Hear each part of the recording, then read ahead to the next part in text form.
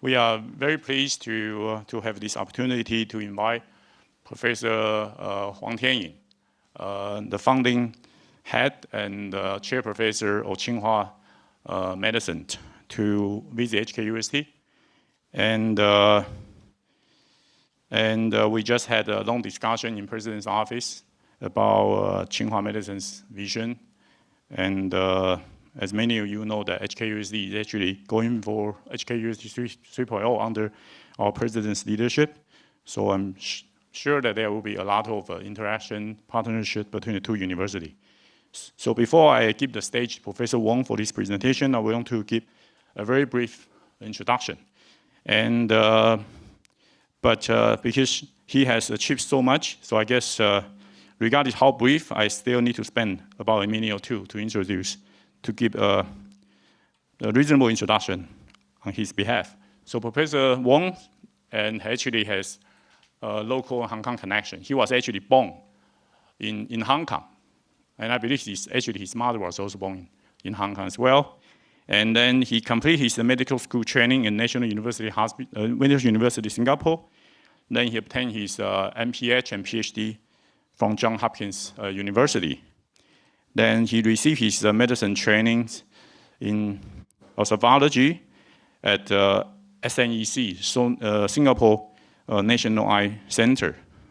Then he did his research and clinical fellowship at the University of Wisconsin Medicine. So he actually has wonderful and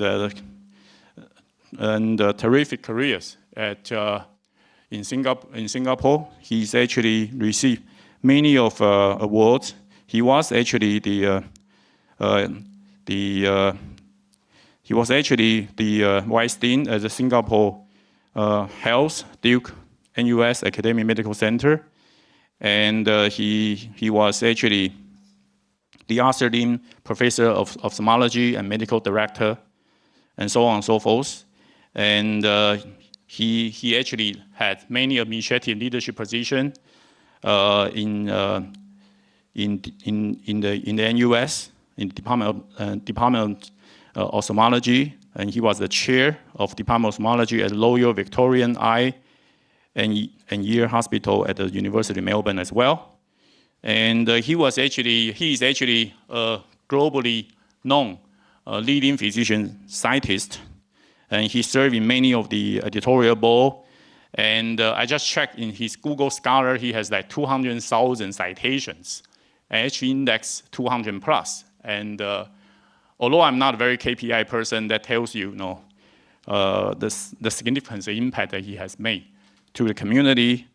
And he actually was Eisenhower Fellow in 2013, and he received many of the, he was elected to be many of academicians, fellows, including the US National Academy of Medicine.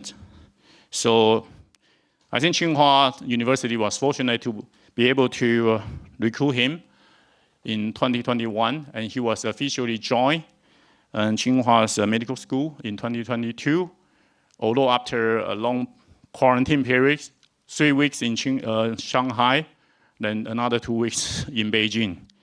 And I think as a Chinese, we are actually very glad to know and to be able to interact with the leading physician scientist, and to have this opportunity to see how he's going to set up the medical school in China and help to bring the vision of instead of treating the patient and moving on to a more preventive and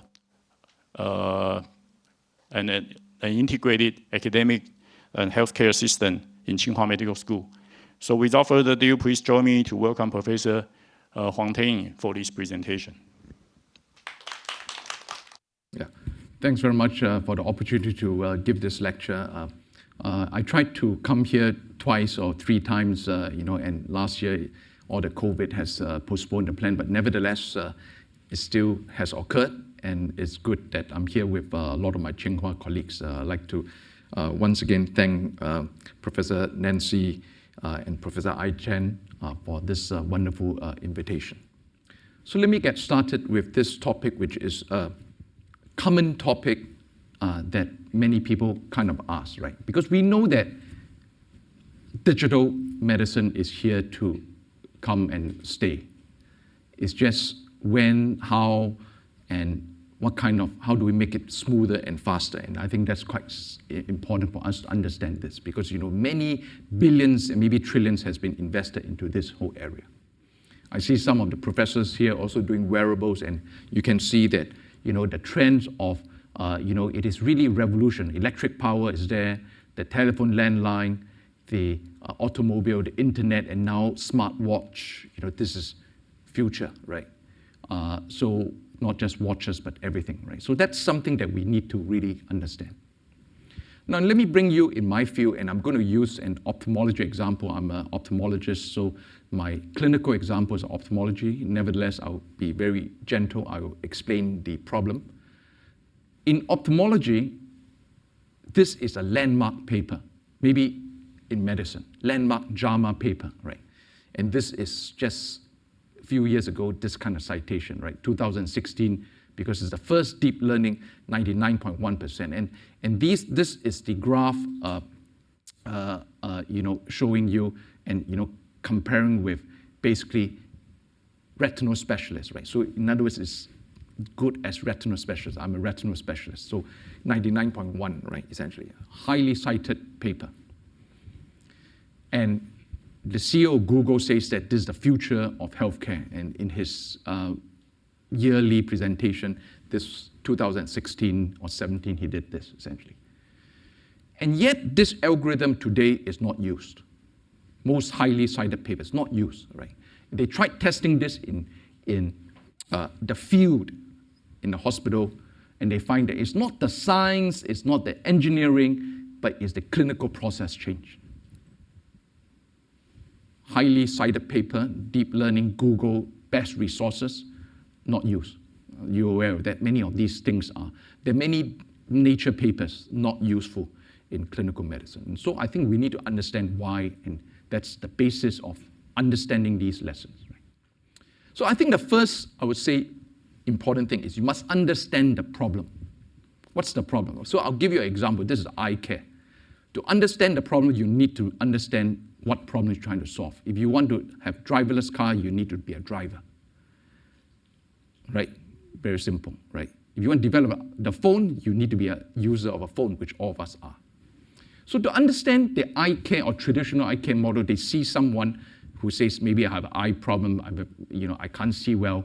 And then you go into this huge hospital system, which most of you do not know and don't understand and maybe don't want to know, right? They get 3-4 hours in the eye hospital. They get some tests, a few more, dilate the eyes, right? Get some more tests. Then they see 5 minutes with the ophthalmologist and they are unhappy. 5 minutes for a 3-hour wait. That's the reality of it. Then they have pharmacy and then maybe they end up going home. Unsatisfactory appointment and stuck at one consult there. And some of them even worse, there are more tests in the hospital, wait at some more, and then maybe they get a bit of treatment. In my case, this injection, a very major therapy, which I'll tell you how we start innovating. So you need to understand this. And then this system is stuck because they're like in this whole situation. So what is the problems? Number one, there's a lot of over referrals. I still see many patients with simple problems, dry eyes, they don't need to CB. But you know, it's kind of keep coming in. And then there's also under referral. Those that need to see me don't see me. Too late, right? So that's one of the problems. Second problem is that everybody needs to be seen by someone like me, 20 years of training. Why do you need that? Dry eyes, why do you need that? But at the moment, you have no way of triaging those cases. Then they get long wait times. Can we do something here? Because no one knows what to do with them. Everybody goes through this test. If you go to Hong Kong or China, everybody gets the whole battery of tests because how do I know better, essentially, right? And then they're like stuck in the hospital care because there's no way to monitor them home. We keep saying to them, you got problems, come back. They are worried, they all come back. So this is basically saying you need to know the problem before you have the solution, right? So if you know the problem, then you need to see. This is Singapore National Eye Center, exactly the problem we have, right? So there are no simple solutions. One AI algorithm is not going to solve it. This is in China. everybody needs to be on drips, right? Because they will pay if they're on drips. If you're on medicine, they don't like it. So you need to understand the local context. So not only do you need to know the situation, which is not simple, you need to know the local context, whether it's Hong Kong, US, or China. In fact, I don't know anything about China. I was a guest lecturer all the time. Now I kind of know because I'm practicing there.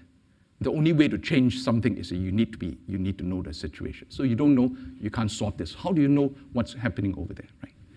So after you know the problem, the second challenge comes in. Do you know the technology? A lot of doctors say, yeah, we use AI. They don't know the technology. Then you know the problem, but you don't know the technology.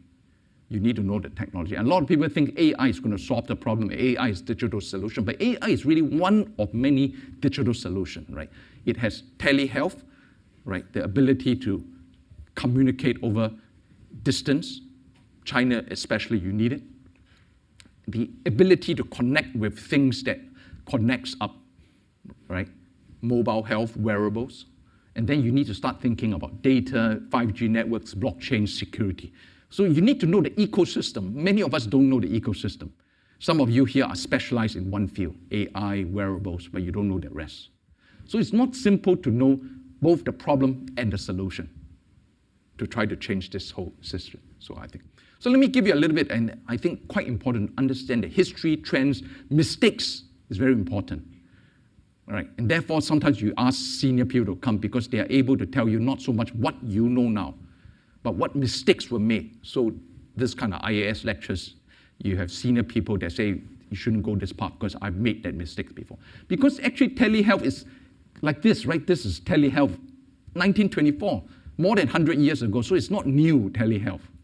But what is now, what was then, and what are the trends, right? So the trends are important. Now I'm just giving you an understanding. A lot of people think telehealth is screening or maybe it's just acute condition, but many things has changed already. It's no longer patients and doctors, it's patients and technology. That's telehealth, right? So you need to understand these as a history, right? And then you also need to understand why it's been difficult, because this shows you, right? Very rarely neutral about it, right? They're either very strong supporters or vehement. And those that are supporters say it's like this. You need to get them on your side. And there'll be proponents. And then you need to understand why they are opponents. All these senior doctors say traditional doctor-patient relationships destroyed. There will be vehement opponents to it. It never happened in telehealth. Unsafe, you're in trouble. Ministry of Health would not approve it. Unethical, no legal, you're stuck. So if you think I'm talking to right-minded people here, telehealth, because you are the first group, but you don't know the second group, you can't change this thing, essentially. So understand the thing.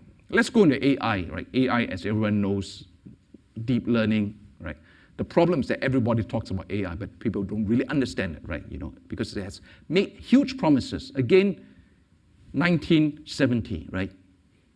Replace physician, 1917. Same author, 1987. Nothing's happened. 17 years later. Right. So in other words, AI and everything, not so simple. And I'll kind of give you my thoughts about how do we address these problems with some case examples. It cannot be done. Of course it can be done, but we want to minimize the mistakes, learn from what it is, and have some way forward. And I'll do that. Right. So let's go into AI for a while. Right. We know AI is also 1950s. It's not new, right? Then you have machine learning, then it has deep learning, and then now you have ChatGPT, right? You have leaps and bounds, right? Ups and downs, right? I think it's quite important to understand machine learning and deep learning, and I want to show this because a lot of people say, what's so great deal about deep learning? Because I'll give you a bit of deep learning examples, right? The first is that traditional machine learning, after a few thousands of data points, you are fine. Deep learning keeps improving with data. And therefore, do we have the data? The question, do we have the data? And many systems, I find, you say, oh, go to China, a lot of data. We have a director of the National Data Center. Are we using it? I asked the hospital president here. His data is his own in the university. It doesn't even link with the other hospitals. So what kind of big data? So in other words, you aren't able to do this. But you're able to do it in mobile phones, payment systems, because you have systems, right? The WeChat, the Tencent, the Alibaba, systems, you have big data. Healthcare, do you have the big data? Do you really have the big data? Are you able to link anything? So you don't have that big data, so don't think about deep learning, right? It never go. Then the second very important point is that it has now surpassed this 5% in statistics. It's a statistical significance. I think you all know, right? In other words, it's higher than probability chance. And yet it has already done it. So why is it not acceptable? In other words, we are having different standards. And so we keep pushing the bar. The AI deep learning algorithm of Google is 99.1. If it's 20 years ago, you have a clinical trial shows 95%, you will take it. Because the clinical standard is about 5% error, statistical significance, right? Standard, simple. But now you're saying, I need the statistical significance to be 0.0001 and I'm still not accepting. Because there's something about AI that people are afraid of. And they use a different example. So you need to think why we are always having this challenge. So that's quite important. It's already exceeded human performance. Some of the diagnosis definitely better than myself, certainly better than retinal, than residents, young doctors. So why aren't we using it? Sure to make less mistakes, right? But yet we trust the young doctor here, and you don't trust the AI. Some of it is psychological, and you need to think about it. So this is another landmark paper, which I thought is always useful to share because, simple graph tells you the story, right? This is the neural network. This is a true label, and this true label is not easy to get. In a lot of healthcare, we don't know what's the true label. This paper was so important because the true label was pathological diagnosis of cancer. So you can't have anything else. It's not a clinical diagnosis, it's histopathological diagnosis, cancer or not, different types. And the deep learning look at that, and you can see the line here. And this dermatologist estimating whether it's a cancer with the true label is better, if not at least equivalent. So it's better than, if you, and this was supposed to be a phone app, take a picture of the skin, show to a specialist dermatologist or AI, which is better.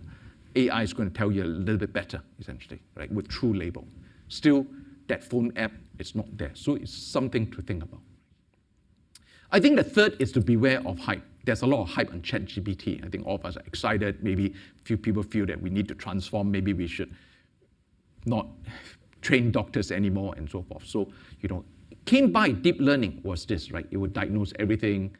And I think we are maybe a little bit like here, right? Beyond that peak, I think we will find some disappointment in the next few years, right? And you will have to go through driverless cars and genomic medicine, which is now going into a phase where you're having therapies. In eye disease, you're having therapies. But it went through 20, 30 years of disappointment since the Genome Project. I'll go back into that, essentially. So you will go through all this, the hype of ChatGPT. Just remember this, do not be too excited, but do not be too disappointed, because one day it will come up to that plateau. So I still believe digital medicine is here to stay, but you need to ride that peak for you to go there, all right? Now let's go into ChatGPT, right? So we asked a simple question, myopia. Straightforward, all of you wearing glasses. What is myopia? And I have to tell you, this is definitely better than medical student, maybe better than residents. I think it could be easily an opening paragraph of a paper, correct? Quite nice, right? Also known as the common vision problem. That's ChatGPT, right? So, this is what we are looking at in the future, but many papers coming up, how do you evaluate it, right? And yet, we also need to think, right? Is it going to transform? I think it needs to tailor, same thing, tailor specific clinical needs, exactly what I mentioned, right? Can it do this? But consequences are disastrous. It's not, I ask ChatGPT, if it tells myopia, I write a paper, it doesn't get accepted, who cares? But can you give a wrong diagnosis in discharge summary? Who's going to take failure? I think these are something. So watch the space, but I think this is ChatGPT, and we have to watch that space. It's really coming up very quickly, essentially. So in other words, we have this thing here. Either I know the problem or I know the solution. The people in this room here thinks they know the solution, but they don't know the problem. The hospital people knows the problem, but maybe they don't know the solutions to it.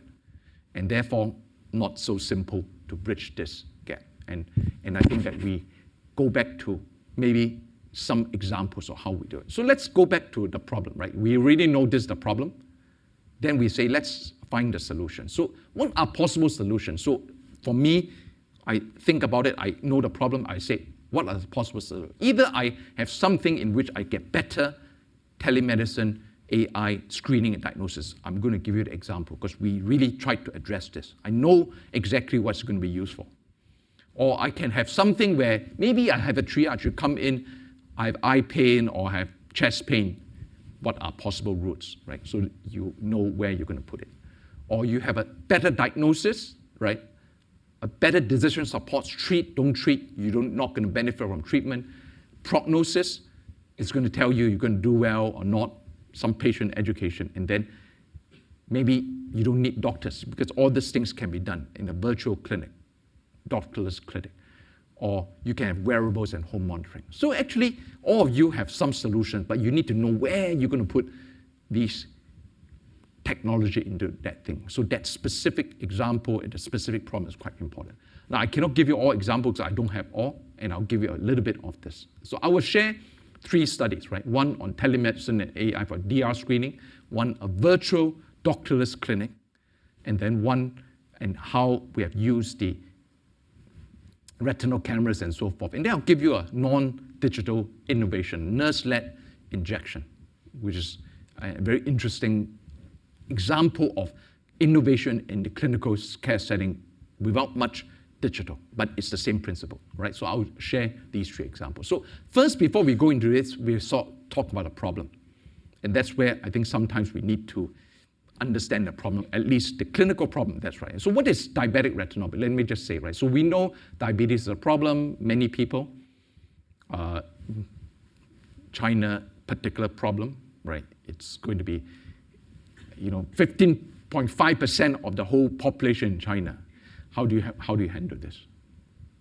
We also know it affects many organs, right? Of which eye is one of them, right? And in the eye, there's this eyeball, there's the retina, the back of the eye. We know that the technology is now available, the hardware. You can have a camera or you have the OCT, and the camera takes a picture. The OCT is a cross-section. So you have the technology available. So we have these 2 technologies to tackle this problem, right? We also need to know what is the clinical cost so you know you can do something. And for me, a patient that's mild means that they have a little bit of dots here. The blood vessels are not normal. You can see red spots, right? Mild, no symptoms. They either get worse and they get severe and I need to treat them, lasers and so forth. Or they have moderate and yet they get severe and get surgery, wow, that's like blood in the vitreous cavity. So you need to know also the problems with this, right? So this is a big problem for us to tackle. So we understand the size of the problem is that many people have diabetes, some have mild, some have severe, but very little have visual impairment. So it is this process that we go there, and therefore, when we start saying that you manage it by either preventing it or you lower the risk factors, control your sugars and so forth, or you have to treat it there, right? Now, most doctors are concentrated on here. Our whole healthcare system is funded on this principle. You have problems, you come there, you get injections, lasers, surgery here. But really to tackle this, you need to split this into 2, right? You either have people that's here, you manage their sugars and their blood pressure, let the GPs handle it, manage themselves. You don't want them in the hospitals. And therefore, the solution is what we call a screening program, right? The screening program goes like this, right? I would screen those that needs to be seen, those that does not be seen. So traditionally, the screening program is maybe the eye doctor has to do it. That's the worst. It means you have to train hundreds and thousands of doctors to screen this. I remember as a young eye doctor, we were doing nothing but reading the photos. Come in, don't come in. I mean, it's a stack after our clinic, we have to do it. That's not sustainable, right? Right. So I think somewhere we need that kind of solution. We know that if you do it well, this is in Sweden, the blindness rate, you halve when they have a national program that came in. And how do you have the national program? You have to learn from what it is, right? So we had the guidelines for it, and then we set up this program in Singapore, and it took about 5, maybe even 10 years. You know, I know Ayman has read a lot of my papers and citations. This is not a citable program. But if I look at my kind of like career in my ophthalmology field, I probably will say that this is the most impactful program. It's not cited, but it took a long time, 5, 10 years to develop this program, not cited. It has one paper, which I'll show you. But you know, I have a lot of papers in all those Lancet and everything, but this is, to me, one at the end, I say, maybe it's the most impactful. So you need to change also mindset of what you want for your impact, right? Because there's a lot of work that has not gone into science, but it's impactful. So we set up a program that's going to screen about half of the population of people with diabetes, which is about 120, 150,000. You know, train the nurses, take the photos, get a reading center. I'll just show you schematically. 3 big primary care polyclinics, 19 across Singapore. Hong Kong can do it, right? The nurse takes a photo. The photo is sent to a centralized reading center on the cloud, right? And of course, setting the cloud, easy to say, so much security, painful meetings, right? And then there's a reading by these technicians with a standardized report, so no more doctors reading it anymore. And it goes back to the primary care doctors, very simple. Come back 1 year's time, you need to go in. Very straightforward, like a blood test. So the doctors don't need to do it. It used to be, when they took the photographs, they stack it in the clinic for the eye residents, right? Junior doctors read it. We save that time. So you need to transform that, right? And so this is the technicians doing it, and then, you know, we published it, and then it went up to 120,000. So it's a national screening program. So how many national screening programs are there in the world? Very few. UK has it because it's the NHS model. The cost of residents reading it versus technicians, very straightforward for the UK government. Any other sector, very difficult because you have private, public, all sorts of stuff. In fact, when we started, there was a lot of opposition from the hospital chiefs, because even though the residents are reading it, they make money because the residents are reading photos from the eye hospital. Right? Now it's centrally managed by a technical reading center, the MOH funds. So not easy, right? Because you have to deal with the eye hospital, which loses money because they rather have the photo sent there so they can get young doctors to read it. Very hard to change that. But anyway, it went to there. Then I think we asked, do we need all these technicians sitting there? Now they look happy in their photograph. I can tell you, it's not a great job. It's not a sustainable job. So then now you say, what do you do with this? So now you identify a second problem. From one solution you identify, and that's where you think maybe the time for some digital solution comes in play. And therefore we looked at AI algorithm, right? Why do you need technicians when is there? And in about the 1960s, sorry, not 1960, but 2017, 18, when the deep learning algorithm came up, we said, let's try it. Okay. So we did look at this, and I think quite important to understand that the algorithms are not easy to be applied. So we train our own, right? And when we train our own, this is how it reads, right? This is what the AI sees the problem. And this heat map is quite useful because it's seeing exactly, so there's some confidence that it's looking at where I would want the AI algorithm to look at, areas that are wrong. But it doesn't really tell me what's wrong. So the explainability is not there, but at least it's going to the right area, right? A lot of training data sets, and then good, not as good as the Google, but we use more real image, real clinic settings. So we were all right with it. Certainly better than the technicians, and we did a comparison with technicians. So if it's better than technicians with high safety, we got MOH to kind of thought about approving it, but still many things to hurdle, right? First, we have to show that we can operate in very severe different conditions. So we got a collaborator from Africa, right? They tested our algorithm. Cataract, poorly dilated pupils, so the algorithm is robust in extreme conditions, not in normal lab-based conditions. A lot of you will be using internet data, correct? Open access, nicely curated. You need clinical data for this kind of things because people won't believe your curated data from open sourceware. So be very careful. So we didn't. Google did that. Curated data that's there. In other words, lousy data they took out, clean data they put up, and they use it to train and to test. Of course, you get good stuff, but that's not real world. Real world has to be like in maybe Africa where, the elderly people, they can't even get a photo, all sorts of problems with taking a photo. Otherwise, you can't get it. So that's what we did, right? Then you need to integrate this. This is an AI algorithm in a space. You need to put it into the system, and that system is complicated, right? First, you need to test the model.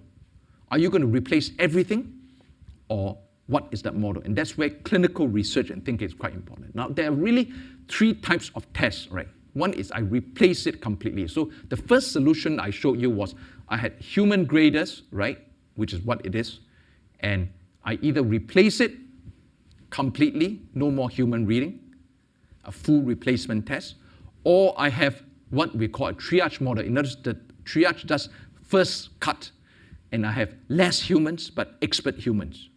So instead of having 20 humans, I have 2 humans, expert humans, but most of it is cut. So which model? How do you know which model?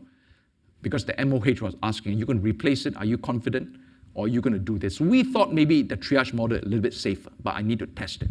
So we tested it, and then we did a cost-effective study. And that's quite important.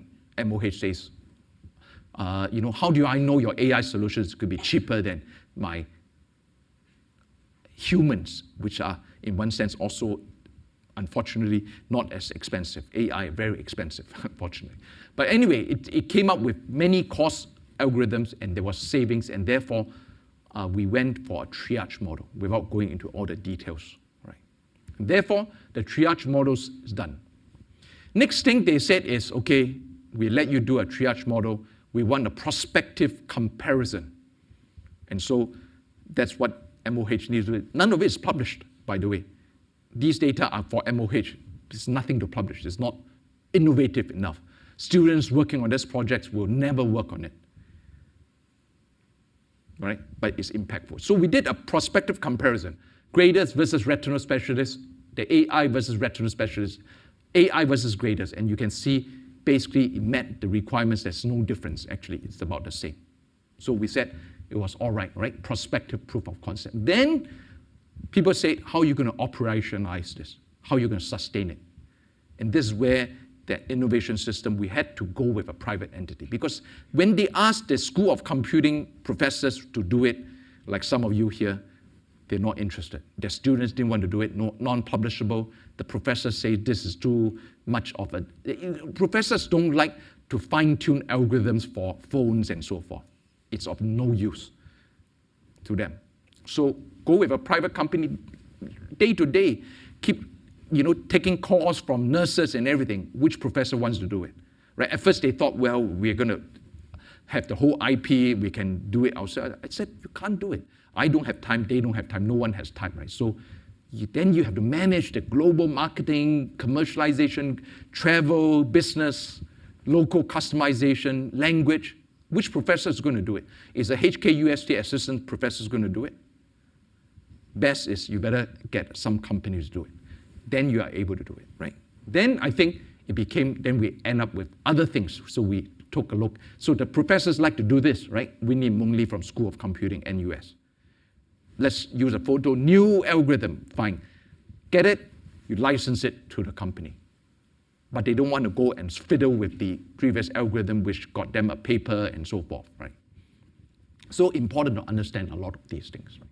So in other words, people say, hey, your AI program is so successful in Singapore. A lot of people ask me about that program because it's a big paper, JAMA, and they think that it's used. And I tell you that it's not AI, right? It is a system that you set up from screening, teleophthalmology, Selena, and you need to, using that, then I can use the AI which feeds back to that, and I need to understand why. Clearly defined problem.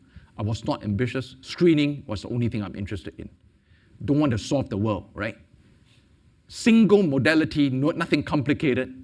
diagnosis of DR, no need any other additional input. A lot of people think multi-modality stuff.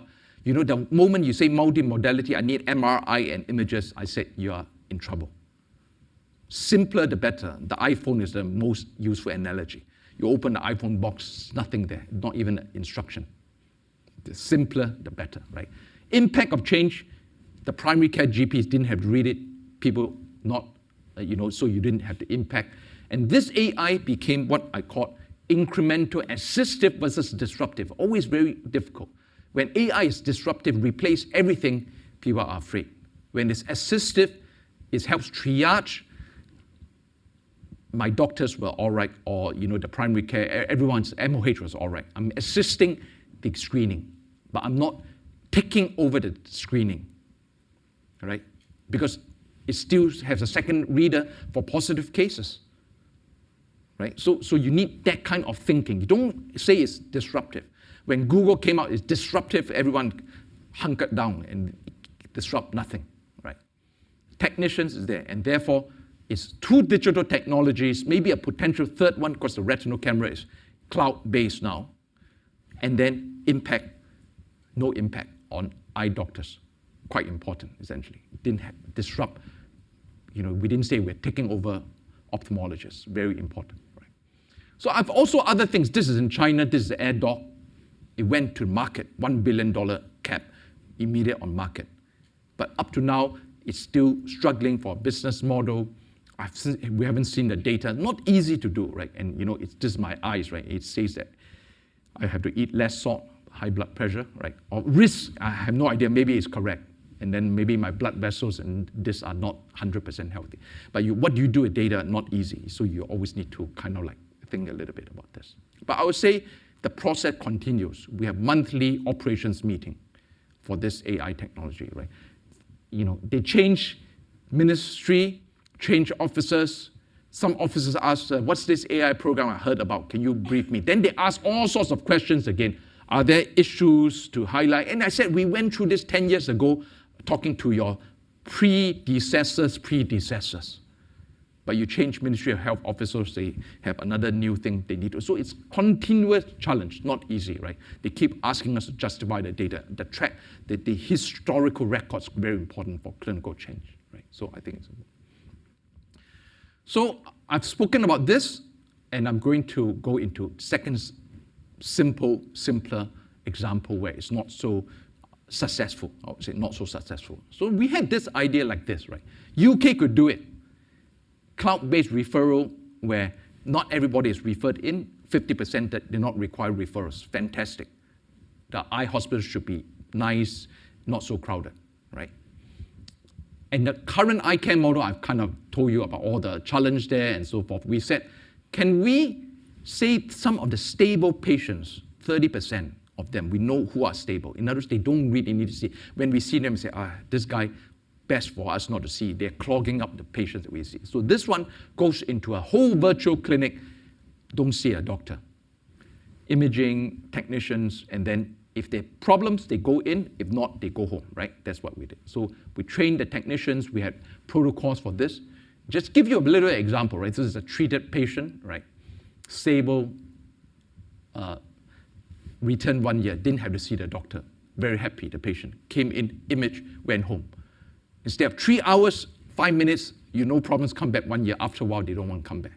So it was quite interesting and successful. Another patient had a little bit of problems. We had to refer back because there was a little bit of swelling from the OCT cut. So we referred back in 1 month. We have to have protocol for that. And another patient where there was a little bit more, we referred back 1 week. So we make sure that there was some safety. So it's a simple, interesting thing, right? And so we said we run this, and when there was COVID, March 2000, you see the numbers went up because people don't want to go to the hospital. They rather get in and out, get the image and out. So we had it separate from the hospital, main hospital. Get technicians to do it. And then as clinic starts going back, it starts dropping. COVID was a chance to make a significant change, right? And therefore, I think some of this came by, right? The head of the department and senior says, it would dilute my specialty, there are subtleties. This is a very scary word. When you say there may be risk, if you watch Yes, Prime Minister, that's what they would tell the Prime Minister when they don't want things done. Prime Minister is a good idea, but there may be a slight risk if you support this program. The Prime Minister won't do anything, because that's what they're saying essentially, you see, right? So you need to align everything for this, because after that it started having resistance, right, from the doctors that feel that if this clinic takes over 30, 40, 50% of patients, then what am I left with? What patients am I going to see? So you have to do this. But we persisted. It went up a lot of leadership initiatives, so I think it's quite important. Now, I'll give you a non-digital innovation example, because I think it is innovation in healthcare setting are the same, right? So this is the current treatment, right? You have an injection to treat this condition. This is injection, the vision improved by 2 lines, significant, major breakthrough, right, in ophthalmology, maybe medicine. And if you don't treat it or you have laser, you get this, right? You don't improve, but you don't improve. But if you have injection, the problem is that you need to have this injection. Every day they keep coming to the hospital for injections. So we said, if they come to see me, can they instead just do the test, have the nurses do the injection? We changed this protocol. And when we changed this protocol, in fact, the Hong Kong Eye Hospital, people asked me, CUHK Eye Hospital, I'm going there. I heard MOH is very keen here about your injection protocol in Singapore. I said, yes, but it took a long time and a lot of efforts. They're trying to do it here, but they're having resistance from particularly the private sector ophthalmologists, particularly. So I'm not sure they're going to be successful in Hong Kong, right? Singapore, in one sense, is a bit more because MOH is much more powerful in there, right? If it's cost effective, they will implement it. Here, the private ophthalmologists will say there may be risks to the patient, then you have things. So not that easy. But I did this training, and now the nurses are doing the injections, right? Yeah. And then we publicized it, And we thought about it early on. What could we do? We maintain payment to physicians. Very important thing. Because if the physicians lost income, they will not support it, and we are in trouble. So we thought, is it better to maintain the payment? They take the responsibility for the injections, but the nurses will be doing it on their behalf. And the patients are happier, they don't have to wait for the doctors. In fact, the nurses are much better. How many of you had vaccination by nurses? Painless, right? Because they do thousands of them. In fact, the doctors, junior doctors are not so good, essentially. Right? So we maintain that payment, so you have to align the incentive. And then we designed it, and now this is doctors, nurses,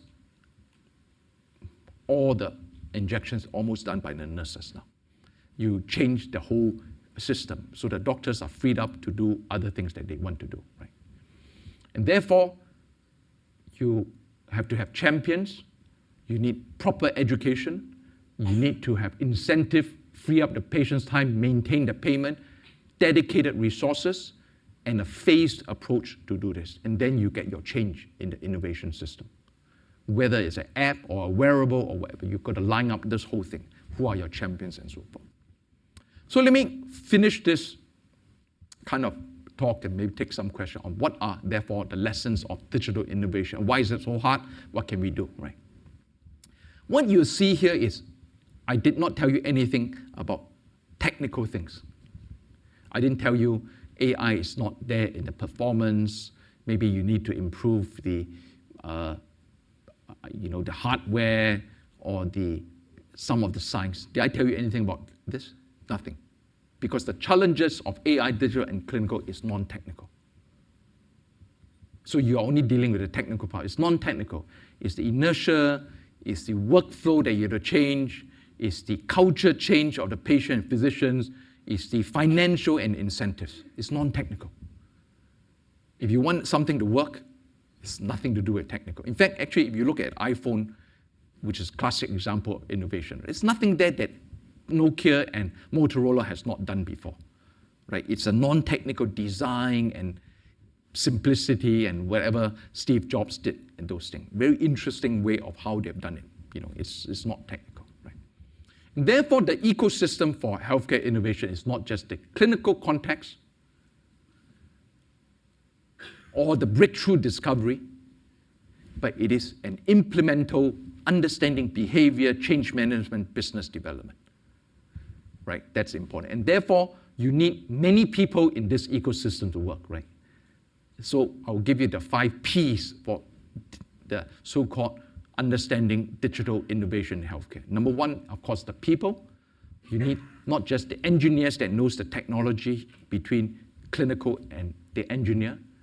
You need the leaders to help make the clinical context implemented. And sometimes I did tell them, I said, if I were not head of SNEC, where I could push through a lot of this operation stuff, I don't know whether this DR screening program would be effective if I were a scientist or a professor in the university. I was kind of in charge of the hospital as well, and therefore that physician leader, quite important. Many innovation happened because the physician leader implemented that change, persisted with that change, drove the administrative people to say you have to do that change. That's part of your mission. If you're a physician scientist telling them, I got a paper in there, it may not work. So that is important, right? The entrepreneur that wants to work outside to implement things, not just a science. The scientist innovator ecosystem, not just papers, but something about impact. And then you need a lot of help, the CEOs here, the healthcare leader that supports this in the ecosystem, and the university leader that knows that it's not just papers, but it's other things, right? So this is the ecosystem you need. This is the basis. I think Nancy is like a medical school. You want this ecosystem, right? Otherwise, you have only one side and not the rest. I think those are quite important. So the second P, address the patients and the public. There's still a fear, of trust, black box. I think not enough has been done there. People are worried about ChatGPT. You can see the resistance that comes up, right? So we did a lot of things. In fact, one of the forums, did a Singapore survey, some of the patients' feedback, I'm not ready for it. I'm not tech savvy. I don't know how to do this digital stuff. I don't want to do it. I want to see the doctor. You break down this whole system, essentially. So you need a lot of public patients' education, a very important job for the faculty. Never decline a talk for public. Because you think, it's very, I make simple slides. It's nothing to do with technology. You need people to really embrace that technology, right? Never decline a talk, even if you're scientists, to patients, public. So if there's a chance, we try to do it, because you need to raise that, essentially. I told you about aligning incentives, the process, very important. Understanding the process, the third P, right? I told you about this thing. Then platform, right? I think, we wrote an editorial in Nature Medicine about digital technology during the early parts of COVID, because I think we need to integrate the digital technology. But is our healthcare systems ready for it? Right. This is an editorial written, right? Our healthcare systems are analog.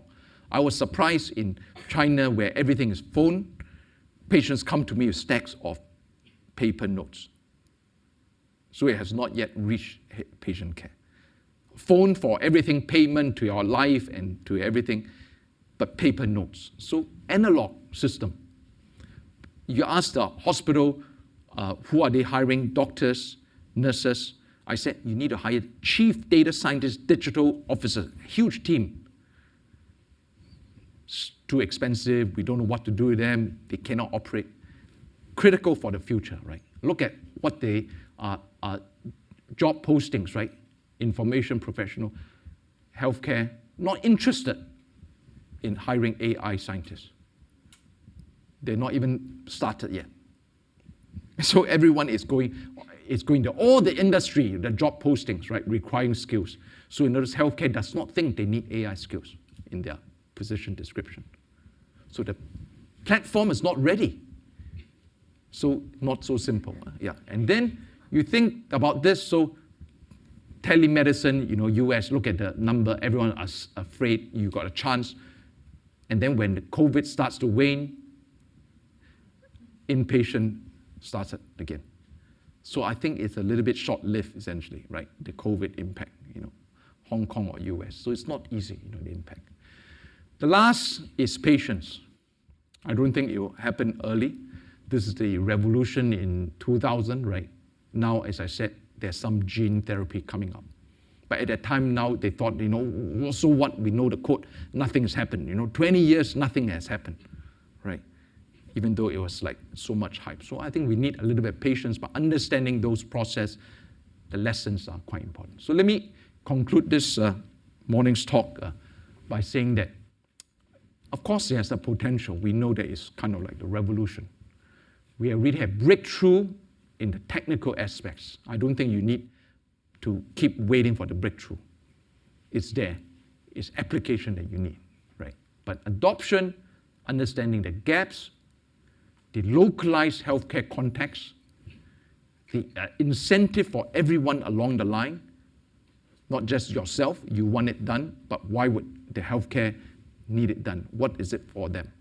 And the non-technical challenge, and I kind of give you the 5 Ps, right? Deal with getting the right people, addressing patients' public fears and concerns, looking at the clinical process, building the platforms, right? I built the diabetic retinopathy screening platform for me to use the AI. So before I could use the AI, I need the platform.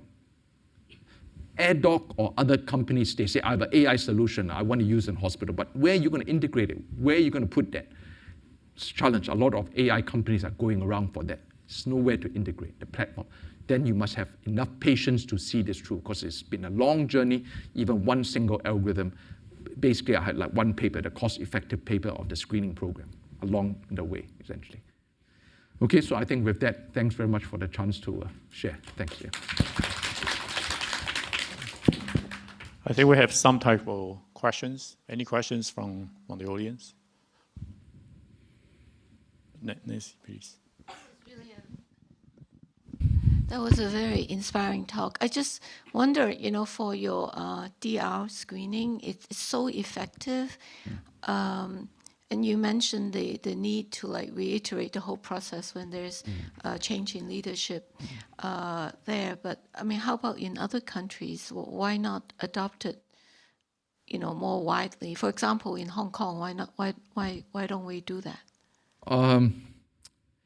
I think the Hong Kong, okay, so let me just say that even though in Singapore, which is quite a centralized government management approach, even when they change some officers, you have to address it. But they are not difficult to change. You address it, they're reasonable. You answer the emails and so forth. In fact, now I'm more optimistic because you address it, they know it's here to stay, so they kind of do it. Of course, they are very stingy with money, and that's the other thing, right? It barely sustains the platform. By the way, nothing makes money in AI, nothing, right? It's very difficult. It barely sustains a program because the digital infrastructure is very expensive. It's the cheapest to get a technician to read it. It's free for the residents to read the photograph, free, because the Yuan Zhang, like Wu Jian say, you read the thing. I don't pay you, you just read it, it's your job. It's free. So to the healthcare system, it's very expensive for digital.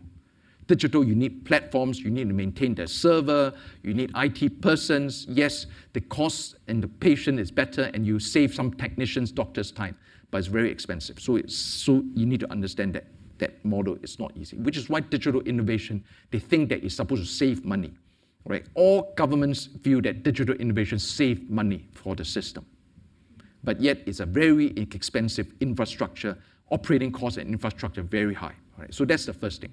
Now, why is it in Hong Kong it can't be done? I think you can go into the major challenge of the public-private, the incentive of public and private is not aligned. That's the major challenge. Or you can go into, I would say, maybe more specific things that you have to address. And I would not start, if I was in Hong Kong, with a whole general change. Do it within the system. So if you have a medical school and you have a hospital, you do it within there. And if the ophthalmologist needs to read and see every single patient there in your healthcare hospital system, and you're able to reduce their load maintain the incentive for them so they don't oppose it. And then they find that, okay, I have freer time, I'm seeing better quality patients, my pay is not so much affected. Then you have that change within that system. And then you have a DR program that people say this is top class. We come once a year, we don't have to wait anywhere else in Hong Kong Eye Hospital or wherever it is. Then you have some change. So Hong Kong, I think, is harder to do because you don't have that top level MOH government directive, right? Yeah. So that's what I would do. Otherwise, it's always challenges because you know it's only NHS can do it where they pay everybody, right? NHS could do it. But Hong Kong, as I said, if you own a system, maybe you can still do it. But you don't go into the public-private part there. You face a lot of opposition from those things, essentially, right? A lot of screening programs around the world has that problem, everywhere in the world, because screening, like AI, right, replaces a skill that hospitals and healthcare core business, you know, it's like a bookshop. Think of a bookshop. Amazon needs to disrupt that. You know what I mean? You need it all in the cloud, right? So you're going to disrupt, you are a disruptive technology for bookshops or maybe film cameras, you know, that kind of stuff. So you need to think. And the biggest disruptors is the hospitals and the healthcare systems that depends on the core patients coming in for sustainable business. So successful places that have innovated owns the whole system. Singapore is now going into even a newer, more daring approach, right? They're going to give it to the entire region. So you save money if you have less specialists seeing people, right? Because they're only going to give one chunk. You want to spend it on your ophthalmologist seeing your normal cases, or you save money because they're going to be done by AI, and only ophthalmologists see 30% of the cases. Systems, essentially. Regional health system. Actually, China, you know, that's what we need. Regional health system. Then you can push everything down to primary care, preventative care. Then that's where the technology is, and you save the entire system. So if you want to start a medical school and a hospital system, I would think about that network, right? That network, primary care all the way. US, some of it, Kaiser would have done this thing because they own the entire network. Insurance companies would be very keen to do it. So one way is to partner with insurance companies. They've been talking to us a little bit about this because they're the most keen. They don't want to pay the ophthalmologist. They pay the ophthalmologist for what they need to do, not for simple cases. So they want it done downstream, upstream before, I mean, yeah, wherever you want to look at it, right? Yeah, you want it in the community. So insurance company, if someone says, I'm going to do a whole regional care, some of the private groups are not bad. That's why I'm thinking sometimes, in one sense, I'm quite open to partnering with private groups because they're more innovative and they want to save costs. You know, you go to Queen Mary and wherever it is, they probably don't care. Yeah. So let's say a private group, I mean, which is why I say Hermujia, some of those, because they are very careful about costs. Of course, you have to make sure it's not pure profit, right? You know, but that thing, they have networks. If they know that I have a specialist and a nurse, immediately the nurse does it, essentially, right? That's what the private care would do, yeah. Yeah. Professor Wong. Actually, this is my first time listening to Tien Yin's scientific talk. Very interesting. I'm wondering, since now you are using the AI to help to diagnose all this data, and you have a larger data. So I believe because AI is doing this image processing of this image more precisely, and even I believe can do a lot of classification of the data. Do you think, because by individual people, so much data, I would not have the time to do this, and now you have the computation and digitize. So do you think actually the AI would help to discover some new symptoms based on all this data that doctor has never discovered before, and this may lead to new diagnosis too and new treatment as well. So that's exactly correct. So last night I was giving a talk on future of diabetic retinopathy. I say the future of diabetic retinopathy is not what you saw from those pictures. Those are what we think we see, the humans see. I have small little blood vessels bleeding, lead to big bleeding. AI will tell me processes earlier before I can see it, and what therefore you treat it. Some things that diabetic retinopathy is not a blood vessel problem. It's a neurological problem. Maybe it's an immune problem, right? And therefore, we can't discover because we can't see it. But one day, I already said, you project 5-10 years earlier, it could be that you treat retinopathy even before anyone has eye problems. It treat right from onset. That's why you need for the AI data. So I said that the classification of what I'm teaching our students, those are no old classification. Yeah. So that's correct. Yeah. Another question is, now this one is mainly for the diabetes-related disease by the eye diagnosis. Now, since you have the platform, you have everything set up. So you mentioned about, for instance, diagnosis of kidney disease. I believe there's other disease that you can diagnose. So when you are doing those, do you need to retrain the platform with new patients and data, or can you revisit the data that you have already had in hand? But because AI training is by human being anyway. Right. So how do you deal with this? Okay, so that dilemma? Is now a very good question. It's basically now gone to a scientific question. At the moment, the AI is trained on human-based ground truth. And therefore, we are working actually with Wu Jian on eye dementia prediction. Very hot topic. Actually, we're going to go to Hong Kong Eye Hospital with a collaboration, right? Because one of my former fellows, now a professor there, is doing a retinal photo diagnose Alzheimer's disease. Very important, because actually there's a good biological basis. The eye and the brain are about the same, right? Now, to do that, I cannot use this data set because I now need to collect new patients with dementia and normals, essentially, right? I have to re-photograph them. So it's a huge, major collaborative project. So we are still technically not yet ready to learn more things. In other words, what people are saying is, I don't know what's the word for in AI, but there could be unsupervised learning. ChatGPT is a little bit like this, whereby you don't have to tell them the ground truth. Ground truth means it's still a toddler. This is a dog, this is a cat, a toddler, right? Teenagers will, after a while, say, yeah, this animal, that animal is different. Somewhere along the line, I'll learn what it is. So the AI is still at the toddler level. I need to tell them what's a cat and a dog. In other words, I need to collect all the patients with dementia and normals and tell them and label them. But ChatGPT and others will be generative, essentially, self-learning. All right, and they become teenagers, which is what they said ChatGPT. They was kind of like say, yeah, these two animals are different. Maybe I learn what is it from wherever I read. I don't need people to tell me what they are. Then I think we will extend it to predicting all sorts of disease without having to redo this whole exercise again, essentially, right? So that's the future of AI, and that's where I think technology comes in. I didn't address that part. That's technology, because the AI is still going into this new phase, essentially, yeah.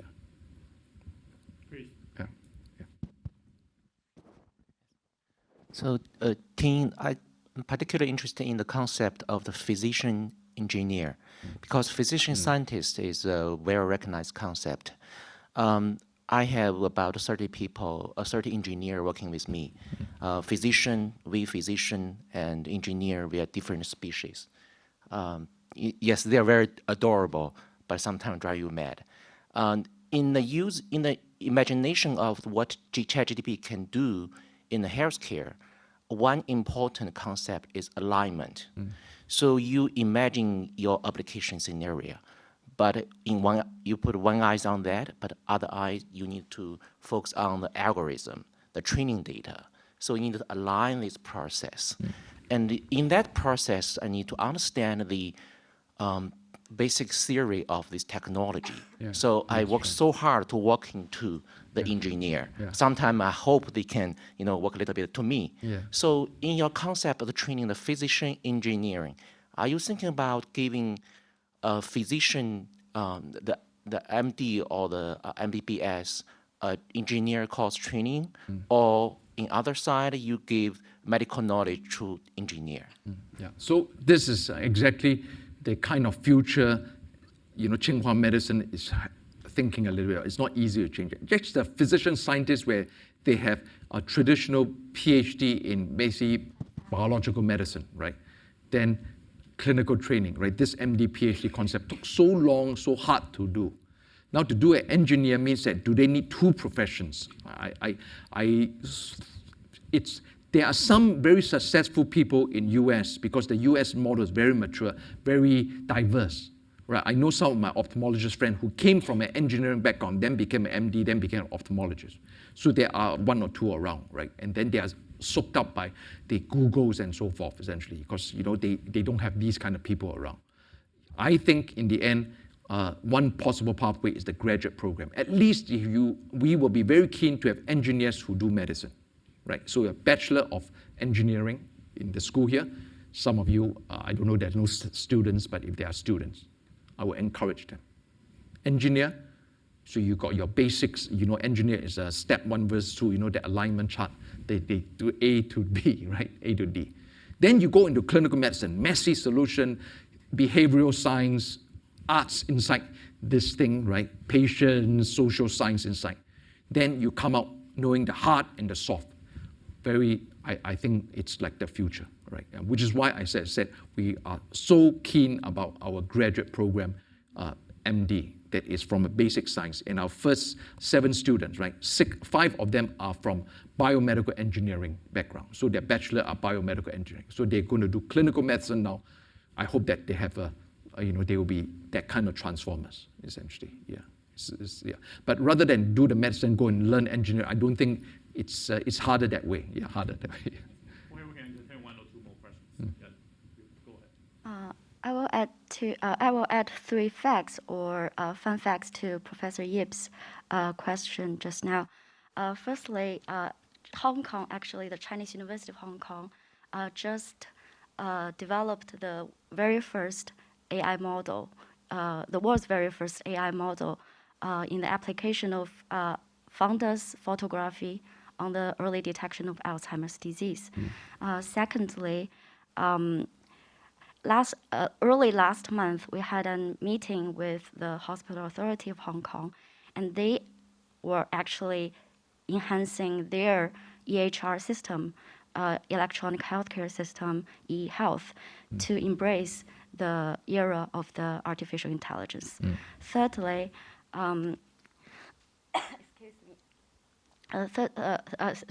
just the 2 fun facts, and thank you for Professor Wang's sharing, because it's very interesting, inspiring. Or I would say very enlightening for me, because we never talk about research in Tsinghua medicine. We always talk about Tsinghua medicine work, but never on research. But I am currently doing almost exactly the same research, but the disease is Alzheimer's disease, and also the cost effectiveness of the application of digital health on the Alzheimer's disease. So my question is, the 2 cases you mentioned, one is the disease detection case of the digital health. The second case was about the care delivery of the application of care delivery. So do you see any other opportunities in this cycle? For example, for the pro-diagnosis or care, the care of the application in these 2 phases of the treatment from the clinical perspective. Thank you. Okay, so I think it goes to a very deep question. How much can I, in being an ophthalmologist, do a field where I know as little as all of you? Like dementia, I won't know as much as Wu Jian, right? Kidney disease, I need a kidney specialist to tell me. And therefore, a lot of people think that, I solved this whole innovation cycle by having a physician that knows this. And I can tell you, I have been able to influence a single field, ophthalmology. When I went to many papers on kidney disease, and then also we have that paper on Alzheimer's disease, I moved the needle not a single bit. Because the clinician champion in the ecosystem needs to be the one that's driving it, not an ophthalmologist, right? And I think that's why it's not easy for ophthalmology to drive a dementia fundus photograph, which is where we're going to meet with the CUHK. It needs Wu Jian's and a neurologist to say that this is the one that works. See, the reason why I can drive diabetic retinopathy is because I am considered an expert in diabetic retinopathy. And I know all the steps about diagnosis to treatment and management. Therefore, I know the specific gap, and I know when it is acceptable for clinicians to adopt. But I don't know if for dementia, I might have a nice paper, which we had in Lancet Digital Health. Fundus photograph dementia, but where is it going to go? You need to know the steps of the way, how patients are seen, when are they treated, so on and so forth, essentially, right? Which I don't have that knowledge. So actually very specialized knowledge. So I don't suggest to the young faculty to be broad disease areas, very challenging, very challenging. You need to work with multiple clinicians, very hard, essentially. I will go focus disease with a clinician that knows the pathway, right? That's what I would do if you're not a clinician yourself. Yeah. And also that's why right now mostly the studies and researches are on AI discovery of discovery of drugs, Yeah. and also the disease detection. Yeah. Rather than That's right. Disease, discovery drugs, but not for healthcare change management. Yeah. Okay, please Okay. join me to thank Professor Wong for his